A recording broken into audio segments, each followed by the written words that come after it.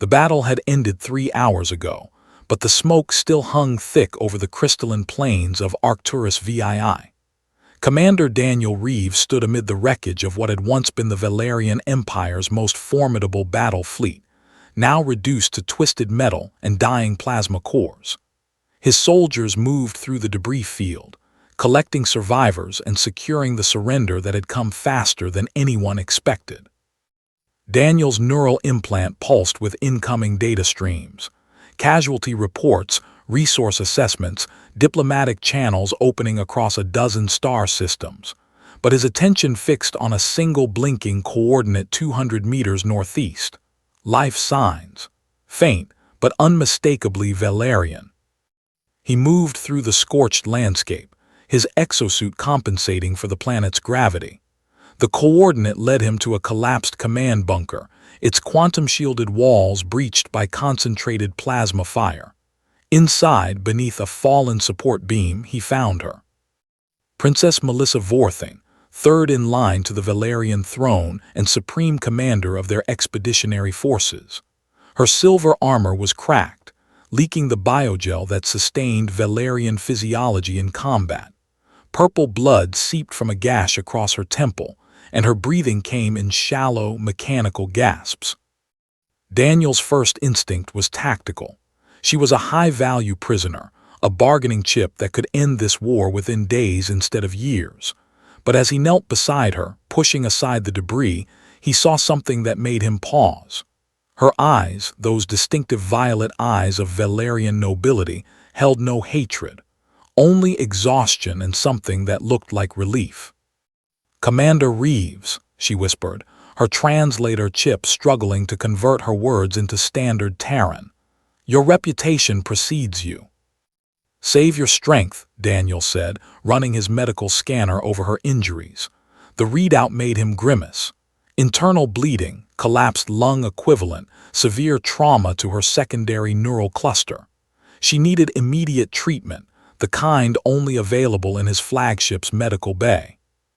"My forces," she said, gripping his arm with surprising strength. "They surrendered. 2 hours ago. Your Admiral Kresh ordered full capitulation when your flagship went down." A bitter smile crossed her lips. Smart man he always was. Daniel made a decision that would haunt and define him. He could call for a medical evac, let his field surgeon stabilize her, process her through military channels like any other POW. Or he could do what his instincts screamed at him to do. He lifted her carefully, his exosuit's strength augmentation making her weight negligible despite the Valerian density. She gasped in pain but didn't cry out. "What are you doing?" she asked. "Taking you home," Daniel said and started walking. His second-in-command, Lieutenant Chen, appeared on his comm channel immediately. "Sir, we have incoming transmission from the Admiralty. They want the Valerian princess transferred to." "Tell them I'm bringing her to the Prometheus personally," Daniel interrupted. "Medical emergency. I'm invoking battlefield commander discretion." There was a pause. "Sir, the protocols." "I know the protocols, Lieutenant. Reeves out." The walk to his dropship felt endless. Melissa drifted in and out of consciousness, occasionally murmuring things in her native language that the translator couldn't parse. Daniel found himself talking to her, not because she could fully understand, but because the silence felt wrong. "Your tactics were brilliant," he said. "That gravitational slingshot maneuver around the third moon. We didn't see it coming. Cost us the Endeavor and her entire crew." "Not brilliant enough," she whispered back. "You still won." War isn't about brilliant moves. It's about resource allocation and acceptable losses. He looked down at her face, pale even by Valerian standards. "Though I'm starting to question what's acceptable." She smiled faintly.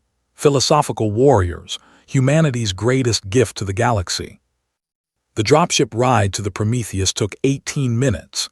Daniel held Melissa the entire time, monitoring her vital signs through his neural link. Twice her heart equivalent stopped, and twice he used emergency stims to restart it, protocol be damned. Dr. Sarah Martinez met them in the medical bay, her expression a mix of professional concern and political anxiety. "Commander, do you understand what you're doing?" "Saving a life," Daniel said simply, laying Melissa on the surgical platform. "You're saving the life, the princess of our enemy, the woman responsible for the Titan colony massacre." Daniel's jaw tightened. He hadn't forgotten. 3,000 colonists, civilians, wiped out in an orbital bombardment Melissa had personally authorized. He should hate her. Part of him did. "That massacre was in retaliation for our destruction of their agri-worlds," Daniel said quietly. "Which was retaliation for their attack on Luna Station. Which was retaliation for our expansion into the contested sectors. When does it end, Doctor?" Martinez stared at him for a long moment, then nodded. "Get out. Let me work." The surgery took 6 hours. Daniel spent it in the observation deck, watching the reconstruction of the battle through tactical displays. Historians would call it a decisive victory. Military analysts would study his tactics for generations. But all Daniel could see were the numbers.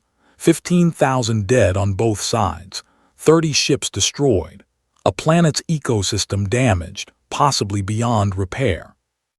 And one princess, carried home by the enemy commander who had destroyed everything she'd built.